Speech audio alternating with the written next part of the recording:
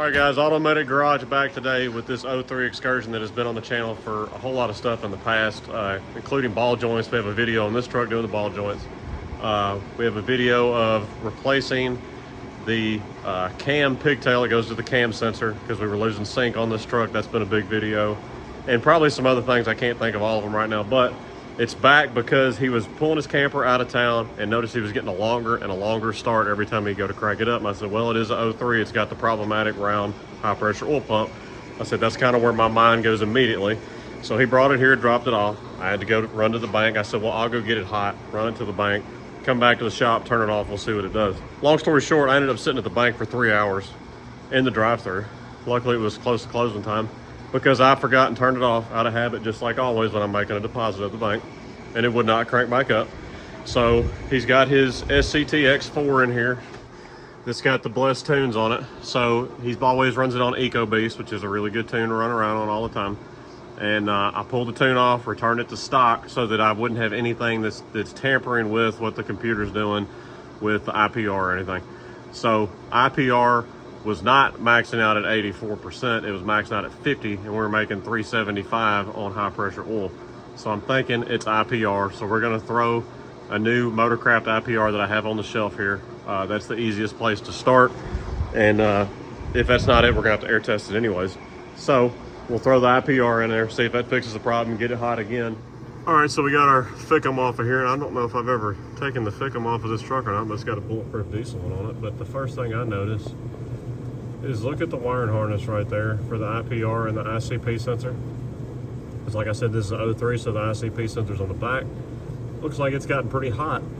So that's gonna be my first thing I'm gonna check before we can pull that IPR out, is let's look at both those wiring harnesses, because that will throw the computer for a loop if we start getting some wires crossed on either one of those.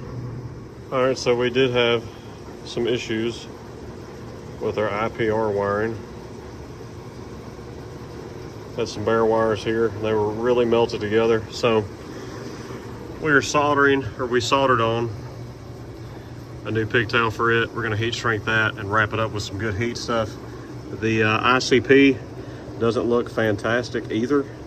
So I've got a good factory one here that has the sheath on it and everything. So we're gonna cut that back and solder that in also so we can know that that's not a problem. Probably gonna go on and throw the IPR in it. I don't know, I may just hook this back up this way and test it first. That's probably what I'm gonna do. But anyways, I'm gonna finish this up and get all that plugged in and we'll go from there. So I repaired both of these ends, all wrapped up nice and neat and soldered in there. And what I have wrapped up on top of is this heat shielding stuff, and I just split it and wrap it around it, and that's really good stuff to protect your wires. But after I did all that neat work, I was just dressing up the rest of the harness even further up here. Now excuse me shaking, I've had 3 cups of coffee and a Monster and eaten very little today. But look at all these bare wires. This stuff's just flaking off, so now I wish I'd just done the repair further up. So let me fix this now, because that looks even worse than what I already fixed. All right, so I soldered all those connections that I showed y'all. We are all hooked up back there. IPR, ICP, all wrapped up nice and neat. And I actually ran it behind, you see 6 and 8 injector plugs. I unplugged those, and that safely kept it away from the exhaust more. Maybe not conventional, but my idea is let's keep the harness away from the heat sources. It's all wrapped in that heat shielding like I showed you. It's away from the exhaust. Riding on that manifold is a lot cooler than touching that exhaust, so let's do that. So I'm gonna crank it up now. We're gonna go drive it, get it back up to temp, see if we have a crank no start hot still. We may not, but either way, that needed to be fixed. If that was his problem, that's cheaper than me putting an IPR on it and doing all that, and I'm here to try to save people money and fix it right at the same time. All right, so we're air testing now, because like I said, that's why you throw an IPR in it, because I got some weird numbers that didn't look right, but this is why you air test also. You'll look right there, see it blow the oil right out of there. So it's hard to tell now, but we're gonna pull the oil rail and we're gonna see if it's the nipple cup or the upper injector O-ring. All right, so I love this 03, early 04 design on the high pressure rail, and the way it feeds the rail, because you don't have dummy plugs, and this standpipe design pretty much does not fail on these. I've never seen one fail. These connections, I've never had one fail. The only reason you ever have a high pressure oil leak, usually under the valve cover with this design, is exactly what we're doing right here, which is still few and far between compared to standpipes and dummy plugs on the later models. What they should have done, in my opinion, was kept this design and then changed from the round style pump to the oval cast iron pump with this same feed system, and you would have had way less high pressure oil leak issues with these trucks and way less complaints, and this truck would have a whole different reputation now. So anyways, we got our feed line disconnected here. You just use your disconnect tool, go underneath here, push down on this while you're sticking that in, and wiggle, and then pull it off. That comes off. You got 8mm bolts to hold the log on. So now I'm gonna put all those bolts in a cup. We're gonna drain the log and go set it on the table, take a look at that nipple cup, and look at that upper injector O-ring right there also. All right, another thing I want to add is that this old log style actually flows better high pressure oil also. So not only is it a better design, but it actually flows better. But anyways, we got our nipple cups here. They all feel nice and tight, including the problematic one here, which that is not foolproof. It doesn't necessarily mean there's nothing wrong with that O-ring. But if it was just sitting there, just flopping all around, then I would definitely say there is. So let's go take a look at our injector O-ring. So it's gonna be a little hard to show you, but I'll zoom in the best I can. So if you look at that O-ring right there, you see the metal lip at the top,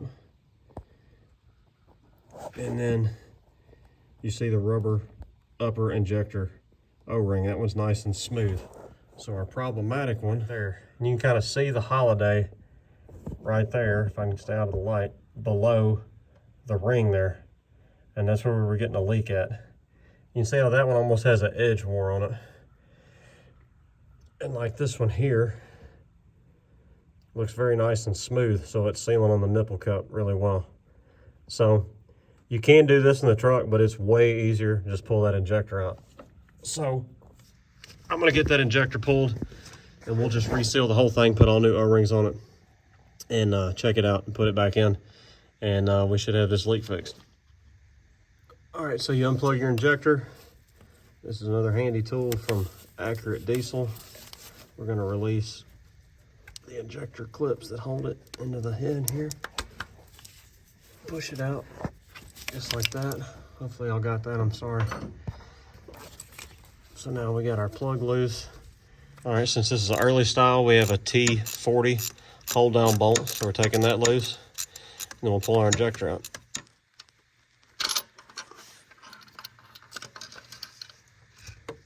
And now that we have this out in our hands, you can see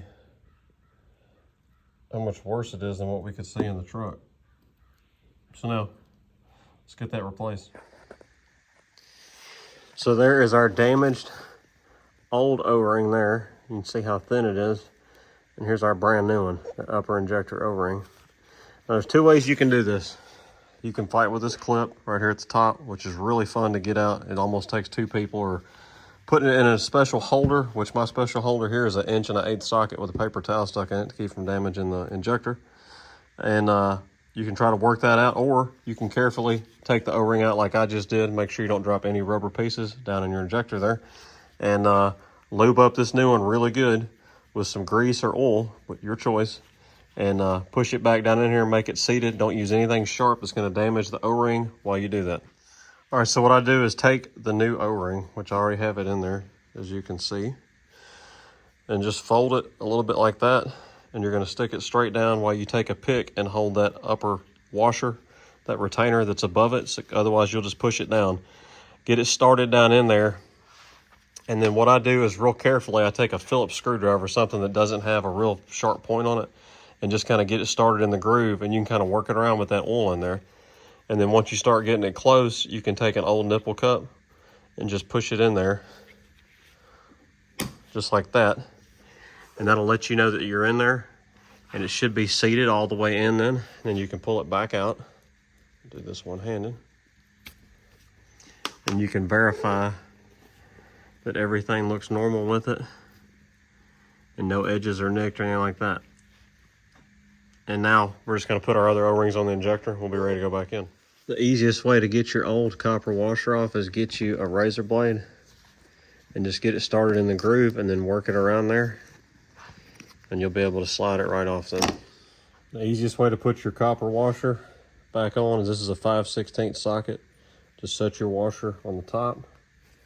Get your injector lined up and just push it on with the socket just like that. And you're seated. We're all sealed back up. New O-ring on the plug, new black and white O-ring on the injector there, new copper there, and new upper injector O-ring there. This is actually a standard ignition kit that I had in the drawer here, SK85. It's a full injector reseal kit with the clip and everything if you wanted to remove the clip at the top to do the O-ring. But I used to do that and I don't anymore because it's way simpler to do it this way and it works just fine. So now we're going to drop this back in, get our hold down bolt started by hand, and then torque it to 26 foot-pounds, and then we'll put our rail back on. And don't forget to blow your injector hold down bolt out. Torque your injector to 26 foot-pounds. All right, put your oil rail on, put it straight on, and just give it a tap straight down just like that. And then you can go on and push your connector back on. Just like that. Make sure it's locked. We're gonna put all our bolts in, finger start them, and then we're gonna torque them. All right, we're gonna torque our oil rail down to 77 inch-pounds. There's your torque sequence right there. Printed that off so y'all can see it. So now we're gonna torque that down. Push your injector connector back through your rocker box. Put your valve cover back on.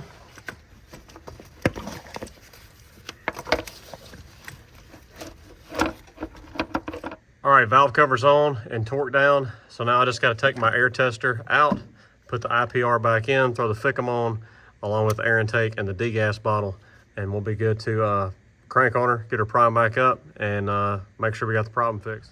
All right, we're all together, and let's crank on her. She's gonna be a long crank because we got the whole system full of air.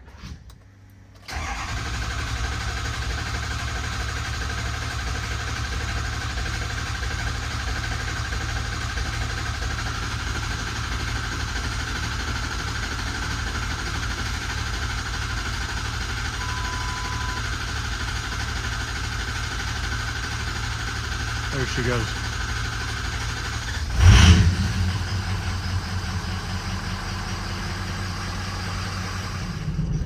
All right, so we're gonna go hot lap it around the block. We're gonna completely up to temp, drive back to the shop and turn it off there so that we can verify we no longer have a crank no start hot, because I want to be there if it don't crank back up. But everything's looking good. I didn't even hook up the auto ingenuity because he's got his SCT here, so it's a good driving excursion, which we've done a lot of work to it over the years, but it's a good truck.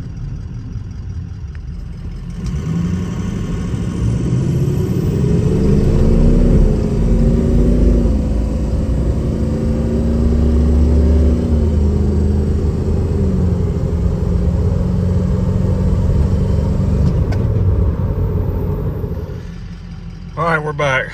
Let's verify.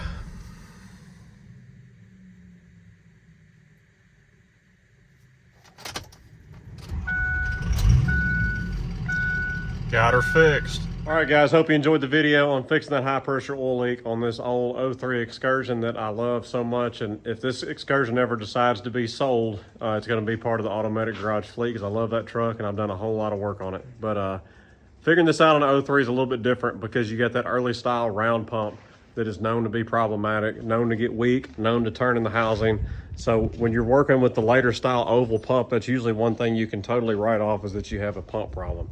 And then if you know that the STC fitting's been fixed on a later style pump, then you know that there's nothing wrong with the high pressure oil pump back there at all, usually. Branch tubes are few and far between. So usually your high pressure oil leak is going to be that upper injector O-ring. It's going to be a nipple cup, or it's going to be standpipes or dummy plugs on the later models. That's what I do like about these earlier style is I like those logs. They're easier to work on, easier to put on and off. You don't have nipple cup problems with them as much. And really, I don't see the upper injector O-ring on the O3s as much. And I don't really know how to explain why that is, because it's the same concept, other than maybe it's easier to put the log on with the nipple cups without nicking or getting them in a little bit crooked and messing with that upper injector O-ring just because it's a log, I guess. But anyways, just walking y'all through the process I went through to figure this one out and get it back on the road and get it fixed. Not an expensive fix. It's a good thing to keep on hand because you will have an upper injector O-ring fail at some point. That's just one more fail point on these. But anyways, it's Automatic Garage signing out. Y'all go check out our other content on the channel. I appreciate y'all watching. We got a whole lot of Powerstroke, Cummins, and Ford content here on the channel. If you like this channel and you want to help support content like this or just want to become a Patreon member, go visit our Patreon and check that out. We do some giveaways. We got some behind-the-scenes content also. Check us out at automaticgarage.com, Facebook, and Instagram. I'm about to go to our supplier here in the next couple days. I got a whole big box of hats that I had made. So we'll be doing some hat giveaways on the Patreon, and there will be others for sale. If you're not a Patreon member and would like to buy one, just contact me and we'll get you hooked up with that. So it's Automatic Garage signing out. We appreciate y'all watching. We'll holler at y'all later.